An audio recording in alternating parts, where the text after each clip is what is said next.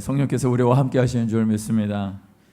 이 시간 우리 이제 빌립보서 4장에 있는 말씀을 근거로 빌립보 교회를 향한 바울의 마지막 당부라는 제목으로 은혜를 나누기를 원합니다. 어느 교회 말씀을 전하러 갔는데요. 말씀 이제 집회가 끝나고 나서 이제 식사 시간이 있었습니다. 담임 목사님과 또 교육자들과 장로님 또 집사님들과 함께하는 그런 식사의 자리에서 어떤 여자 교육자분 한 분이 제 아내에게 물어봤습니다. 목사님이 하고 있는 저 팔찌가 뭐예요? 그렇게 물어보는 거예요. 여러분들도 궁금하신가요? 뭐 다 아시니까 우리 성도님들이야. 그래서 이제 아마도 제가 이제 설교하다가 보니까 이제 뭐 손을 올렸는데 그게 자꾸 이제 보였나 봅니다. 그래서 이제 궁금해가지고 어떤 여자 전도사님이 이제 그렇게 물어본 거죠.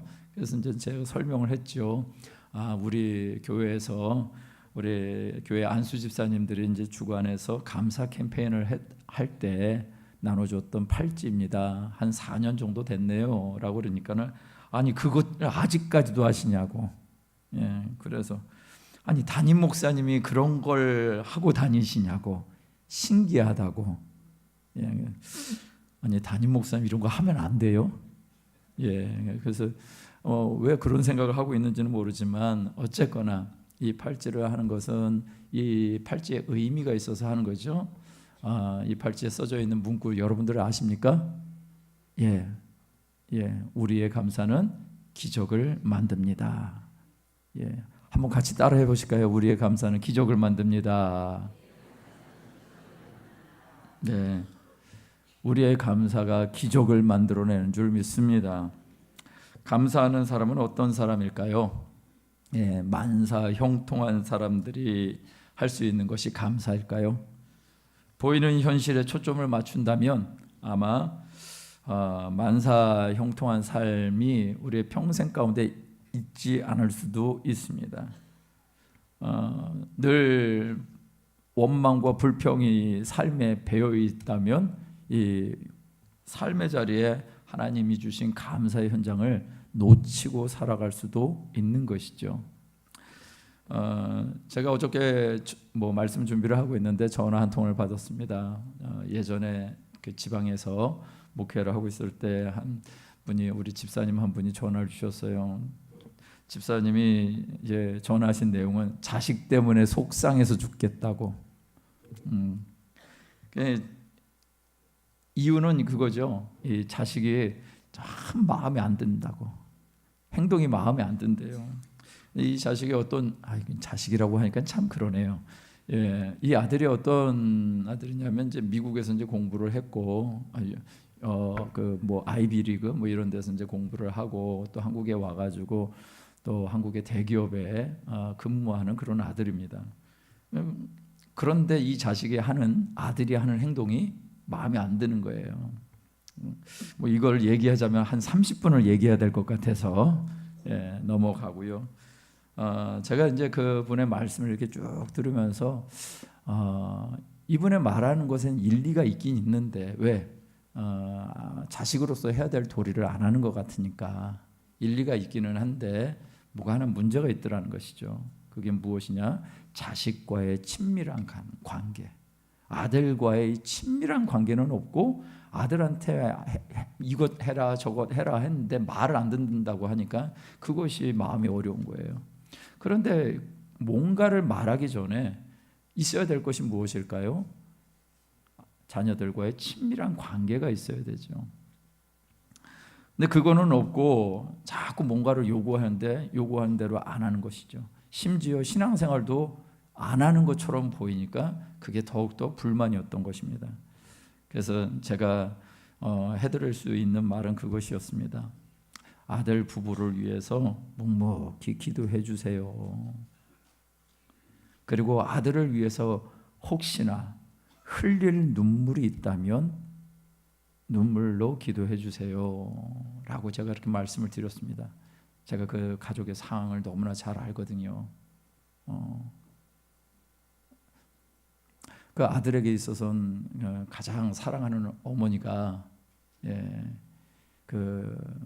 이상한 교회에 다니시다가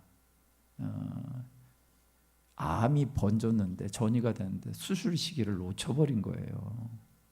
그래서 뭐 교회 목사님이 기도하면은 내가 기도하면 낫는다라고 해놓고는 그래서 전라도 땅에서 경기도까지 불러냈는데 결국은 돌아가신 거예요. 그러니 이 아들의 마음 가운데 교회에 대한 신뢰가 있을까요? 하나님에 대한 원망만 가득한데 교회 다니라고 한다고 해서 다닐까요? 지금 여기서 필요한 것은 많은 깨어진 그 아들의 마음을 이해해 주는 것이 필요하죠. 아들이 혼자 겪었던 그 아픔들에 대해서 이 아빠가 할 수 있는 것은 아들을 위해서 눈물을 흘리면서 기도하는 것이 언젠가는 하나님이 응답하셔서 역사하시고 그 관계를 회복해 주실 것이다 라는 그런 조언을 드릴 수밖에 없었죠. 진짜 내게 주신 사람들 또 내 옆에 있는 믿음의 동력자들을 보시면서 감사하며 사시기를 주의 이름으로 축원드립니다. 우리 옆에 계시는 분들을 보면서 같이 예배하게 돼서 감사합니다. 한번 그렇게 얘기하시면 어떨까요? 뭐 그렇게 이상한 거 씹은 표정으로 하지 마시고요. 얼마나 지금 보니까 옆에 계신 분들이 그나마 뭔가 이제 이유가 있어서 옆에 앉으셨는데 보면 이게 너무 우리의 삶에 이게 훈련도 안 돼 있고 익숙해져 있지도 않고 정말 하나님의 은혜가 있다면 그 삶을 자연스럽게 하는 것이 당연한데 이게 당연하지 않은 것이 우리의 실체다라는 것입니다. 그러면서 오늘 이제 말씀으로 한번 돌아가면서 빌립보서 4장 말씀을 보기를 원하는데요. 이 빌립보서 4장 말씀 주시고자 하는 것이 무엇일까? 빌립보서 4장 말씀 보면 시즌이 어떤 시즌인가? 여러분 사도 바울에게 있어서 인생의 마지막 시즌에 해당이 됩니다. 그래서 비록 지금은 이제 감옥에 갇혀 있지만 나중에 잠깐 풀리게 되고 다시 또 박해가 시작되면서 사도 바울의 인생의 마지막에 길을 걸어가게 되죠. 지금은 로마에 감금된 상태라고 말씀드렸습니다. 그러면서 자기 자신의 인생을 참 돌아봤을 것입니다. 무엇이 가장 귀중한 삶이었을까? 자신이 행한 일들이 어떤 의미가 있었을까를 생각했을 것입니다. 자신의 지금 처지만 깊이 생각한다면 또 감금의 현실만을 바라본다면 오늘 성경 말씀인 이 빌립보서는 없을 것입니다. 예수 복음의 전파로 세워진 빌립보 교회를 향한 이 사도 바울의 마지막 당부의 말씀을 통해서 우리의 인생의 의미를 생각해보고 예수님을 따라가는 성도에게 있어야 될 모습을 마음과 몸에 새기시는 저와 여러분 되시기를 주님의 이름으로 축원드립니다. 두 가지 말씀을 드리겠습니다. 첫 번째는요, 주 안에서 항상 기뻐하라. 따라하시겠습니다. 주 안에서 항상 기뻐하라. 할렐루야. 오늘 성가대가 오늘 찬양이 바로 아무것도 염려하지 말고 오직 모든 일에 기도와 간구로 너희 구할 것을 하나님께 감사함으로 아뢰라. 주 안에서 항상 기뻐하라. 짜고 쳤습니다. 아니, 말씀을 준비하고 있는데 우리 지휘자님이 전화를 주셨어요. 이번 주에 하실 말씀이 무엇인가요? 그래서 본문이 어디세요? 그래서 본문 여기를 해야 될 것 같은데 그 찬양을 준비하고 있는데 이 가사의 내용이 있다라고 말씀하시더라고요. 그래서 제가 이게 하나님의 음성으로 알고 저도 말씀 준비하겠습니다. 제가 우리 지휘자님 때문에 이 말씀을 준비했습니다. 자, 사도 바울이 빌립보 교회를 향해서 이렇게 말하는 것이죠. 주 안에서 항상 기뻐하라 라고 말입니다.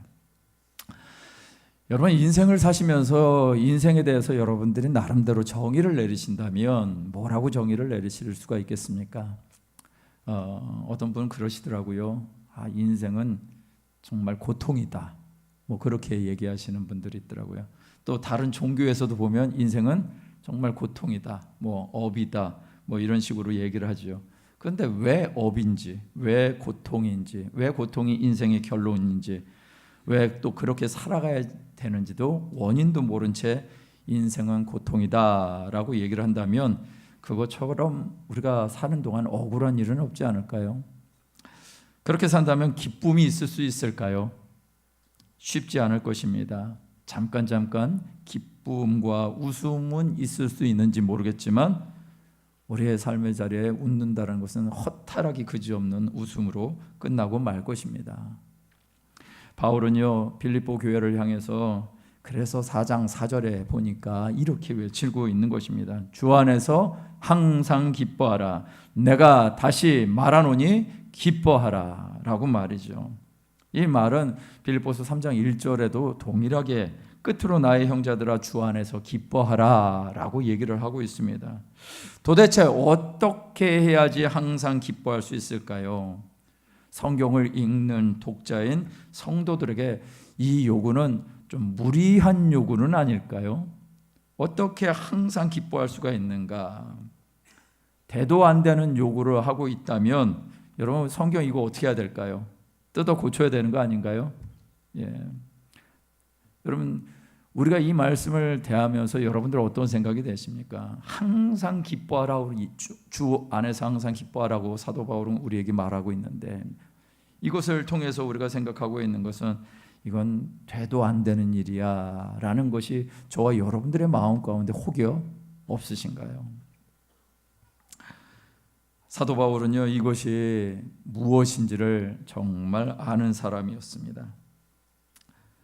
여러분 망해본 사람이 망한 사람의 마음을 알겠죠? 그렇죠? 인생의 쓴맛을 경험해 본 사람이 또 힘들어하는 사람의 마음을 알 것입니다. 또 아파본 사람이 또 아픔 가운데 고통하고 있는 사람들의 마음을 알겠죠. 근데 역으로 한번 이렇게 생각해 보자고요.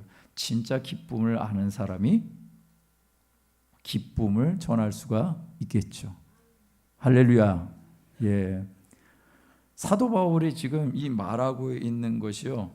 예. 지금 단순히 그냥 기뻐하십시오.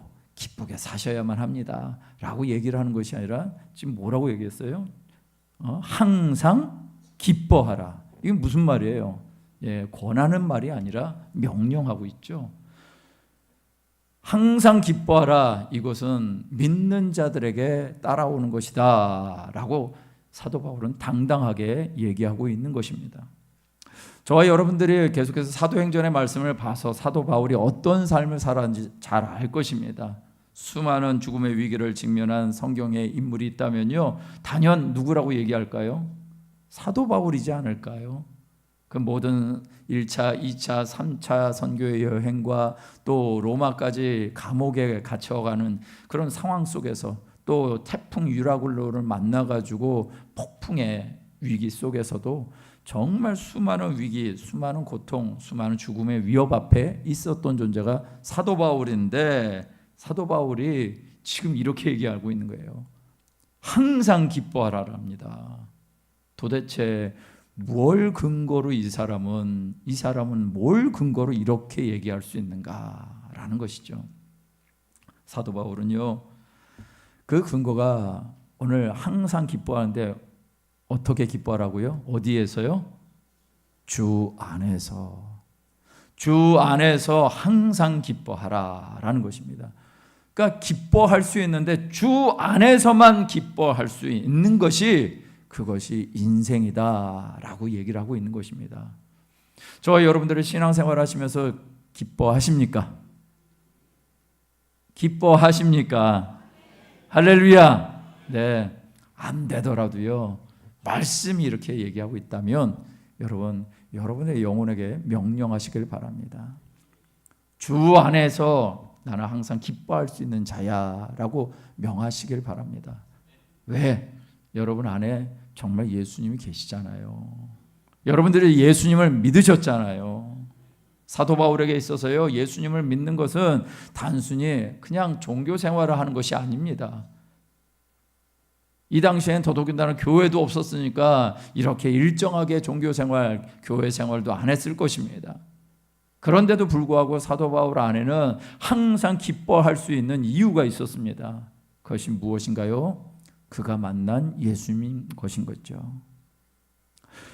여러분, 그 순회 선교단에 김용희 선교사님이란 분이 계십니다. 우리 교회도 오셨고 말씀을 전하실 때 제가 이분의 간증을 직접 어떤 프로그램을 통해서 접한 적이 있는데, 그분의 간증을 조금 이렇게 요약한 내용을 제가 여러분들에게 소개해드리고 싶습니다. 이분이 자기 자신을 이렇게 소개하더라고요. 나는 망한 술집 아들로 태어났다고요. 교회 교자도 모르고 예수의 예자도 모르는 그냥 진짜 불쌍하기 그지없는 가정에서 태어났다. 왜 그러냐? 세상의 육체적인 향락을 마음껏 탐닉한 아버지 밑에서 살았기 때문이다. 이 아버지는 술과 여자와 쾌락과 도박에 미쳐 사시다가 이 처자식도 없는, 가정도 없는, 한마디로 말해서 가정도 돌보지도 않는 것처럼 산 거죠. 그러다가 비참하게 돌아가셨고, 그래서 우리 가족은 그냥 길거리에 내동댕이 쳐졌다라고 얘기를 합니다. 그리고 그 내동댕이 쳐진 길거리는 어떤 거리냐? 술과 마약과 사람이 직접 죽는 일들이 벌어지는 그런 현장이었답니다. 자기 인생에 있어서 이제 사춘기 시절에 정말 민감한 시즌 아니에요. 그런데 그 시즌에 그런 삶을 살았다. 그러면서 자기는 비참한 망한 술집 아들놈이다라고 생각을 했답니다. 때로는 굶주렸고 때로는 소외되었고 끝없는 원망과 불평 속에서 살다 보니까 나 자신도 용서가 안 되고 사랑할 수 없고, 그래서 심지어 자기를 자학하고 있는 중에 그 청년 시절을 보냈다라고 얘기를 합니다. 그런데 그런 자기에게 하나님의 섭리, 주님이 만나는 은혜가 다가왔다라고 얘기를 합니다. 그러면서 자기 인생에 듣도 보도 못한 한 말씀을 깨닫게 되었는데, 그 말씀이 무엇이냐? 내가 널 사랑한다. 내가 널 사랑한다 라는 것이었습니다. 인간의 명인이나 명장도 작품을 만들다가 불량품이 되면 어떻게 하나요? 다 깨버리죠. 왜? 자기의 명성에 해가 될까 봐 아예 깨버려서 흔적을 없애버리는데, 나를 지으신 하나님이 가장 불량품인 나를 사랑해 주셨다. 그리고 나를 위해서 하나밖에 없는 아들을 내어 주셨다라는 것이 진짜 믿어지더랍니다. 자신은 부모에게 사랑한다라는 말을 한 번도 들어본 적이 없답니다. 완전히 찌그러진 불량품 한 놈을 하나님이 나를 사랑하신다라고 얘기했었을 때 완전히 자기 자신은 그냥 홀라당 미쳤답니다. 그러면서 우리 주님이 자기에게 그렇게 말씀하시는 것을 들었답니다. 너는 이제 재수 없는 망한 술집 아들놈이 아니야. 내가 너를 대신해서 죽을 만큼 내게 소중한 놈이야 라고요. 그때는 좀 소중한 아들이야 라고 하시면 얼마나 좋았을까요? 자, 이것이 이분에겐 분명했습니다. 그래서 자기의 인생 가운데 그 이후로 하나님 앞에 인생을 드리는데 정말 놀랍게 쓰임받아지는 삶을 살게 되시죠. 성경에 나오는 이 사도 바울 역시 자기가 받은 사랑이 무엇인지를 발견한 것입니다. 그리고 그 사랑을 전하기 위해서 복음을 전하는 그런 사명자, 이방인에게 복음을 전하는 사명자가 되죠. 근데 그 삶이 때로는 험한 삶을 살기도 하고 죽음을 직면한 순간에 있기도 합니다. 어쩌면 그런 삶을 살아가면 두렵지 않을까요? 무섭지 않을까요? 좀 무서워해 보십시오. 진짜 폭풍을 만나면 여러분 인생의 폭풍을 만나면 죽을 것 같잖아요. 진짜 폭풍의 현장 가운데 있어도 그런 느낌이 들 텐데 사도 바울은 그런 순간들이 너무나 많았던 겁니다. 그런데 두려움보다도 더 큰 게 있다라는 것을 안 것이죠. 그래서 사도 바울이 빌립보 교회를 향해서 빌립보서 4장 6절에서 7절에는 이렇게 말씀하고 있는 것입니다. 자, 이 말씀 한번 같이 읽어볼까요? 시작. 아무것도 염려하지 말고 다만 모든 일에 기도와 간구로 너희 구할 것을 감사함으로 하나님께 아뢰라. 그리하면 모든 지각에 뛰어난 하나님의 평강이 그리스도 예수 안에서 너희 마음과 생각을 지키시리라. 할렐루야. 사도 바울이 기뻐할 수 있는 이유가 어디에 있어요? 모든 지각에 뛰어난 하나님의 평강이 우리의 마음과 생각을 지키시기 때문에 우리가 그런 기쁨으로 살 수 있다라고 얘기를 하고 있는 것입니다. 그런데 이 단서 안에 보면 7절 말씀에 항상 너희 마음과 생각을 지키시는데 어디에서요? 예수 안에서. 여러분, 저와 여러분들의 삶은 예수 안에 있는 것을 믿으십니까? 우리가 예수님을 믿는다는 것은 예수 안에 살아가는 것이죠. 예수 안에 사는 것이 분명하다면 오늘 이 말씀이 저와 여러분들의 삶 가운데 그대로 이루어져야 할 줄 믿습니다. 바울이 전하고 있는 이 성경 말씀은 그냥 성경의 한 구절로 끝나는 말씀이 아니라는 것이에요. 무슨 얘기냐? 사도 바울에게 있어서 인생을 통틀어서 낸 결론이다라는 것입니다. 내 인생을 통틀어서 주 안에서 기뻐하는 것이 옳다. 주 안에서 기뻐하는 것이 나의 삶이고 주 안에서 항상 기뻐할 수 있는 존재가 그리스도를 따라가는 모든 성도들의 삶이다라고 단호하게 말하고 있는 것입니다. 이것이 우리가 살아가는 모습이라고, 이것이 인간에게 있어서 진정한 삶의 모습이라고 선언하고 있는 것이죠. 여러분, 사도 바울이 이렇게 말하고 있는 것을 책상으로 배웠을까요? 책상에서 이런 삶을 배웠을까요? 넉넉한 환경에서 풍성한 대접을 받으며 배운 것일까요? 여러분, 저와 여러분들은 아시잖아요. 책상에서 배운 것도 아니고 풍성하고 넉넉한 환경에서 대접받고 배운 것이 아니라 내가 살아보니까 험한 인생을 살아도 그 안에서 내가 주님과 함께 있는 것이 진짜 기쁨의 근원이야 라는 것을 삶을 통해서 배운 것이죠. 자신의 삶 속에 예수의 복음의 능력이 나타났기 때문에 이렇게 당당하게 말하고 있는 것입니다. 그래서 사도 바울은요, 진정한 자유와 그로 인한 기쁨을 아는 사람이었기에 로마서 8장 18절 말씀에 이렇게 얘기하고 있는 것이죠. 생각하건대 현재의 고난은 장차 우리에게 나타날 영광과 비교할 수 없도다. 옛날 성경에 보니까 좋게 비교할 수 없도다 라고 표현되어 있는데, 그만큼 우리에게 있는 영광이 비교할 수 없는 영광이 있기에 그것이 우리의 삶의 기쁨이다 라고 말하고 있는 것이죠. 이런 확신을 가지고 살아가는 것, 저와 여러분의 모습이 되시길 주님의 이름으로 축원드립니다. 여러분, 진짜 기쁨이 여러분 안에 있으십니까? 그렇다면은 그 기쁨을 날마다 확인하십시오. 그럼 누구를 봐야 될까요? 주 안에서니까 예수를 바라보셔야 하는 줄 믿습니다. 주님을 바라보시면 기쁨이 있습니다. 주님을 바라보시면 평안이 있습니다. 눈을 조금만 딴 데로 돌려서 살면요, 우리의 삶은 온통 암울하기 그지없을 때가 많습니다. 사는 것 전체가 고통이라고 얘기하는데 그 고통의 시간을 그냥 고통만 바라보면 인생을 끝나는 것이 아니라 누구를 바라보셔야 돼요? 주님을 바라보셔야 되는 거죠. 주님을 바라보시면 내게 주신 구원이 얼마나 위대한 것인지를 알게 되고요.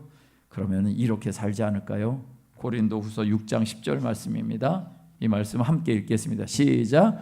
근심하는 자 같으나 항상 기뻐하고 가난한 자 같으나 많은 사람을 부유하게 하고 아무것도 없는 자 같으나 모든 것을 가진 자로다. 할렐루야. 이 말씀 그대로 누리시는 우리 모든 성도님들 되시기를 주님의 이름으로 축원드립니다. 두 번째는요, 사도 바울의 두 번째 당부는 이것이죠. 너희는 내게 배우고 듣고 받고 듣고 본 바를 행하라 라는 것입니다. 함께 읽어볼까요? 시작. 너희는 내게 배우고 받고 듣고 본 바를 행하라. 뭐 씹고 뜯고 뭐 어쩌고 뭐 이런 광고가 자꾸 생각이 나네요. 예. 자, 바울은요 빌립보 교회와 성도들에게 이렇게 강하게 전달합니다. 빌립보서 4장 8절에서 9절 말씀인데요. 이 말씀에 보니까 끝으로 형제들아 무엇에든지 참되며 무엇에든지 경건하며 무엇에든지 옳으며 무엇에든지 정결하며 무엇에든지 사랑받을 만하며 무엇에든지 칭찬받을 만하며 무슨 덕이 있든지 무슨 기림이 있든지 이것들을 생각하라. 너희는 내게 배우고 받고 듣고 본 바를 행하라. 그리하면 평강의 하나님이 너희와 함께 계시리라 라고 얘기를 합니다. 여러분, 만약에 이 말씀 그대로 막 참되고 경건하고 옳고 정결하고 사랑받을 만하고 칭찬받을 만하고 덕이 있고 기림이 있는 삶, 이렇게 살라고 지금 얘기를 하는 것 아니겠습니까? 이것을 만약 여러분들 앞에 문제지를 냈다면 여러분들은 여러분들 자신에 대해서 몇 점을 주실 수가 있겠습니까? 난감하신가요? 네. 무엇에든지 참되고 경건하고 옳으며 정결하며 사랑받을 만하고 칭찬받을 만하고 덕이 있고 기림이 있는가를 생각했을 때 정말 나름 우리가 생각할 때 점수를 매긴다면 난감할 수가 있지 않을까 싶습니다. 그런데 여기서도 사도 바울은요 교회와 성도들에게 이렇게 권하는 게 아니라 명령하고 있습니다. 이 명령도 이거 불가능한 명령인가요? 허황된 명령인가요? 사람들의 생각 가운데 이런 생각이 있죠. 맑은 물에 고기가 논다 안 논다. 예, 맑은 물에 고기가 안 논다라는 생각들을 갖고 있죠. 이 얘기인즉슨 사람이 너무 청렴결백하면 사람이나 재물이 따르지 않는다라는 그런 의미를 담고 있다고 합니다. 세상 사람들은 당연히 이런 생각을 하고 살지요. 그런데 성도들까지 이런 논리를 철석같이 믿고 있는 건 아니냐라는 것입니다. 여러분 속지 마시길 바랍니다. 할렐루야. 예. 여러분 하나님이 우리에게 주신 말씀 이거 그냥 적당하게 살라고 주신 말씀이 아니라 그렇게 살 수 있다고 주시는 말씀이죠. 사도 바울이 우리에게 요구하는 거 있는 것은 그냥 이렇게 살아도 되고 이렇게 안 살아도 괜찮아 라고 얘기를 하는 것이 아니라 이렇게 살 수 있는 존재가 바로 너희들이야 라고 얘기하고 있는 것 아닌가요? 이 땅에 하나님의 방법대로 사업하시는 분들이 많이 있습니다. 교회를 빙자한 사업체나 단체들도 많이 있어서 분별하기 쉽지는 않지만 그래도 하나님을 경외함으로 세워지는 사업체들이 있습니다. 특히 이제 언젠가 한번 말씀드린 것처럼 하용록 사장님이라는 분이 계시는데 그분은 미국의 주차장 설계 업계로 단연 부각되어지는 그런 사업체입니다. 근데 그 사업체를 운영하는 원리가 잠언의 말씀입니다. 잠언의 말씀을 가지고 그 사업체를 운영을 하시더라고요. 그래서 사람을 세워도 또 경영을 해도 또 거래처를 만나도 그 말씀에 근거해서 그 거래처 사람들에게 최선을 다합니다. 때로는 그것이 우리의 잘못이 자기의 잘못이 아닌데도 불구하고 뭔가 크레임이 걸렸을 때는 자기가 잘못한 것처럼 그렇게 진행을 해서 결국은 손해를 보지만 그런데 놀랍게도 그렇게 신실하게 일을 하니까요 사람들이 알아봐주고 더 찾더라는 것입니다. 그렇게 성경적으로 살아가는 그런 사업체들 운영하는 사업체들도 있는데 국내에서도 보니까 그런 사업체가 있더라고요. 여러분 이거 얘기하면 광고가 될까 봐 그래도 이해하시길 바랍니다. 본죽이라는 업체 있죠. 예, 저는 뭔 죽으로 저렇게 장사를 할까 그랬는데 진짜 죽으로 장사가 되더라고요. 죽쓰지 않더라고요. 예. 그래서 이분이 어떤 마음으로 사역을 그 경영을 하는가 봤더니 자기 사업체를 선교적인 사명을 감당하는 사업체로 생각하고 그렇게 일을 하더라고요. 최근 얼마 전에 몇 년 전에 이제 이 사업체가 난리가 난 적이 있었습니다. 한 가맹점에서 먹다 남은 음식을 아마 재탕을 한 것 같습니다. 그것을 알고는 이제 소비자들이 난리가 나가지고 굉장히 어려웠던 순간이 있었습니다. 그런데 오히려 이분이요, 그 순간에 내가 잘못이 아니지만, 내 잘못이 아니지만 이건 뭔가 잘못되어 가고 있는 것이 있어서 하나님이 주시는 경고다라고 생각을 하고 회개했답니다. 그리고 나서 하나님 앞에 또 올바른 기업 운영을 다지는 시간을 가졌는데, 이분이 어떤 마음을 가졌냐면 이제부터 우리의 기업은 100% 선교하는 기업이 될 거다라고 선포를 해버렸습니다. 그래가지고 본사와 가맹점에다가요, 하나님의 말씀과 기도문을 부착을 하게 했습니다. 그러면서 선교와 구제의 목적으로 하는 기업이라고 대놓고 그렇게 말하고 다니기 시작했습니다. 이렇게 사업을 하면 망할까요? 네.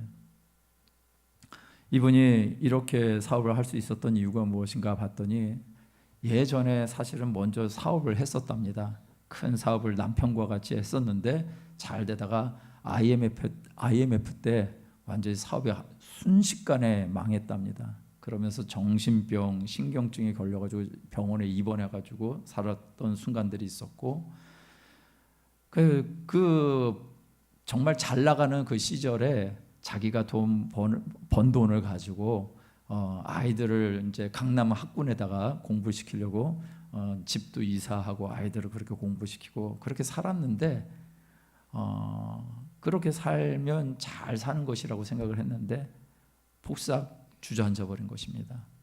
그러면서 완전히 삶이 나락으로 떨어졌는데, 그 나락에 떨어져서 정신병까지 얻을 정도로, 신경증까지 얻을 정도로 그렇게 살다가 간신히 정신 차렸을 때 남편이 얘기한 것이 죽장사 한번 해보면 어때? 라고 얘기한 것이 이게 시작이었답니다. 그때는 남편은 호떡 장사하고 있었답니다. 그래서 자기 아내한테 죽장사라고 하라고 권면하고 자기는 호떡 장사하고 그렇게 해서 했는데 웬걸요, 이것이 어마어마한 기적을 이뤄낸 거죠. 그래서 이분이 그 다음부터는 어떻게 살겠습니까? 자기 자신을 위해서 살겠습니까? 자기 자신을 위해서 살 수가 없는 존재가 된 것입니다. 하나님이 주신 복을 하나님의 영광을 위해서 살아가는 그런 존재가 돼버린 것이죠. 우리는 성경대로 사업을 한다면 망할 거야 라고 생각하는 경향이 있습니다. 세상은 성경이 말하는 대로 살 수 없다고 가르치고 있죠. 그러나 성경은 그저 말하는 것이 아니라 또 그렇게 살 수 없다라고 우리에게 얘기하는 것이 아니라 오히려 성경은 살 수 있다, 그렇게 살 수 있다, 그렇게 살 수 있는 사람들이 있다, 그렇게 사는 것이 보람 있는 인생이다 라고 말하고 있는 것입니다. 성경 말씀이 원칙론으로 끝나는 것이 아니라 나의 삶의 기준이 되시면 어떨까요? 그렇게 살기를 우리 주님의 이름으로 축원드립니다.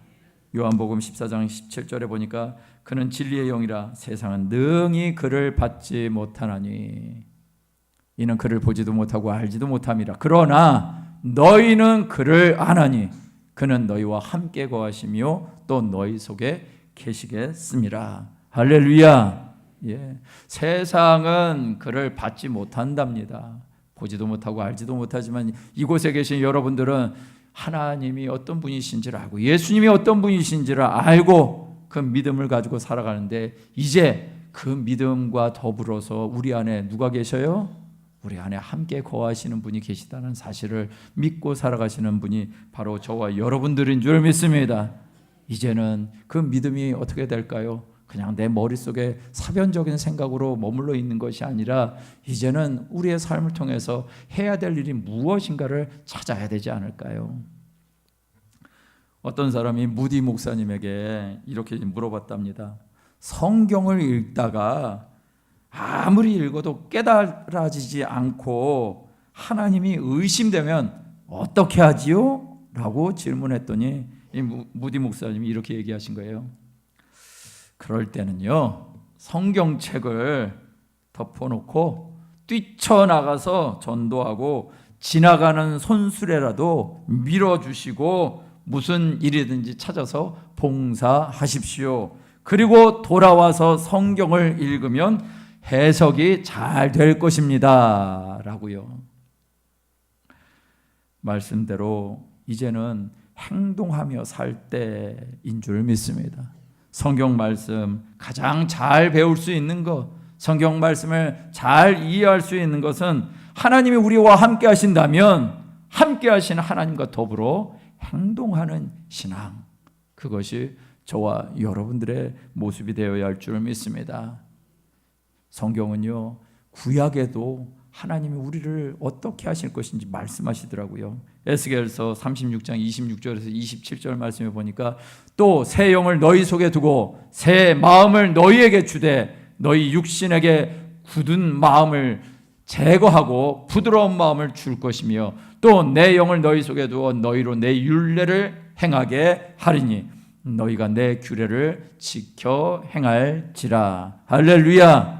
여러분, 말씀 하나님의 율례를 행하는 것, 여러분 말씀을 보시니까 율례를 내가 행하는 것입니까? 행하게 해 주신답니까?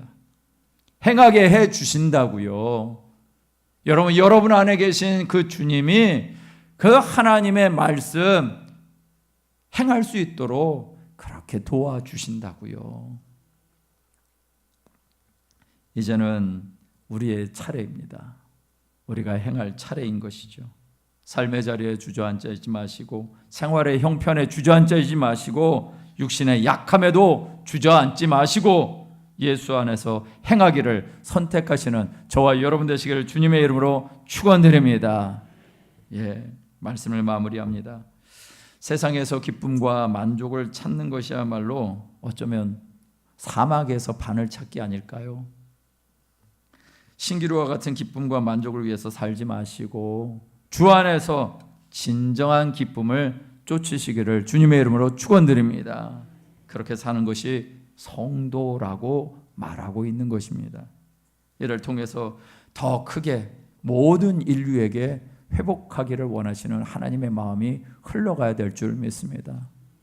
우리가 그냥 밥 한 끼 나누는 그런 시간들을 가져가지만 이것이 밥 한 끼가 아니라 정말 주님이 일하시는 현장이 되어지고 주님의 사랑이 우선 내게 그 사랑이 있다면, 주님의 기쁨이, 구원받은 기쁨이 내게 있다면 오늘 저와 여러분들의 삶은 밖에서 차려진 밥 한 그릇이 아니라 여러분의 삶이 밥 한 그릇이 되어야 할 줄 믿습니다. 오늘 이제 그렇게 사시자고요. 내 안에 계신 그분으로 말미암는 기쁨과 또 예수님과 함께 행동하는 삶을 정말 믿고 이 세상에 밥 한 그릇과 같은 삶으로 누군가에게 나눠주는 행동하는 믿음, 저와 여러분 되시기를 주님의 이름으로 축원드립니다. 이 시간 우리 한번 찬양하고 기도할까요? 여러분, 내 영이 주를 찬양합니다 라는 것이 있습니다. 여러분, 우리의 삶 가운데 찬양하지 못할 때가 많이 있습니다. 우리의 현실을 보고, 우리의 가족의 어떤 문제들을 보고, 우리의 자녀들의 문제를 보고, 뭔가 되어지지 않는 문제들을 보면 정말 안타깝기 그지없는 때가 너무나 많습니다. 그러나 우리 말씀이 주 안에서 항상 기뻐하랍니다. 주 안에서 항상 기뻐하라고 그렇게 말씀하셨다면 우리의 영혼에 이 찬양으로 명령하시고 그 기쁨을 누리시고 나누시기를 주님의 이름으로 축원드립니다. 우리 찬양할까요? 우리 박수 치면서 우리 찬양합니다. 내 영이 주를 찬양합니다. 조금 빨리 할까요? 내 영이 주를 찬양합니다. 내 영이 주를 찬양합니다. 내 영이 주를 찬양합니다. 기뻐하라 나의 영혼아, 기뻐하라 나의 영혼아, 감사하라 손을 들고 송축하라 주를 향해 외치라. 기뻐하라 나의 영혼아, 감사하라 손을 들고 송축하라 나의 영혼아. 네, 다시 한번 찬양합니다. 내 영이 주를 찬양합니다. 내 영이 주를 찬양합니다. 우리 자신을 향해서 명령해 봅시다. 내 영이 주를 찬양합니다. 내 영이 주를 찬양합니다. 기뻐하라 나의 영혼아, 기뻐하라 나의 영혼아, 감사하라 손을 들고 송축하라 주를 향해 외치라. 할렐루야. 기뻐하라 나의 영혼아, 감사하라 손을 들고 송축하라 나의 영혼아. 다시 한번 기뻐하라 나의 영혼아, 기뻐하라 나의 영혼아, 감사하라 손을 들고 송축하라 주를 향해 외치라. 기뻐하라 나의 영혼아, 감사하라 손을 들고 송축하라 나의 영혼아. 이 시간 우리 한번 기도하며 나가실 때, 하나님, 내 삶의 자리에 기뻐할 일이 없어 보이는 것 같습니다. 현실과 지금 상황들을 생각하면 어둠이고 절망이고 낙심될 때 너무나 많지만, 오늘 말씀처럼 주 안에서 항상 기뻐하라, 주 안에서 항상 기뻐하라. 주님 바라보게 하시고, 주님 바라보는 자들에게 기쁨을 더하시고, 주님 바라보고 나가는 자들에게 허락하시는 하나님의 놀라운 은혜와 역사가 나의 삶 가운데 있게 하여 주셔서 이 땅 가운데 정말 누리고 베푸는 삶을 살아가는 우리의 삶이 될 수 있도록 역사해달라고 주여 한번 부르시는 통성으로 기도하며 나갑니다. 주여, 주님이 이 시간에 역사하여 주셔서 아버지 하나님, 우리의 삶에 하나님의 말씀으로 명령하며 나갑니다. 주 안에서 항상 기뻐하라. 주 안에서 항상 기뻐하고 너희가 본 바 들은 것을 다 행하라고 말씀하실 때, 아버지 하나님, 우리의 삶의 자리에 아버지 하나님, 하나님의 능력이 나타나게 하시고 이 일을 도우시는 하나님의 역사가 우리의 영혼을 이끌어가고 우리의 삶을 이끌어가시고, 그래서 결국은 행하게 하시는 하나님의 역사를 누리는 우리 모든 성도님들이 되어지기를 원합니다. 아버지 하나님이여, 역사하시고 행하여 주셔서 아버지 하나님이여, 우리의 삶에 정말 수많은 문제들 앞에 주저앉아 있지 말게 하시고, 아버지 하나님, 주 안에서 기뻐하라고, 항상 기뻐하라고 말씀하신 성경의 말씀이 온전히 이루어지게 하여 주시옵시고, 성경의 말씀대로 우리가 무엇에든지 아버지 하나님 오르며, 무엇에든지 정결하며, 무엇에든지 정말 하나님의 사랑받을 만하며, 무엇에든지 칭찬받을 만하고, 무슨 덕과 무슨 기름이 있든지 이것을 생각할 줄 아는 아버지 하나님이 우리가 되게 하여 주시고, 결국 행동하는 믿음, 아버지 하나님, 우리의 삶을 통해서 아버지 하나님 안 되어지는 삶의 현장에 주님 바라보고 나갔더니 행동하는 믿음을 나타내었더니 하나님이 역사하셨다라고 고백하는 우리 모두가 될 수 있도록 일하시옵소서.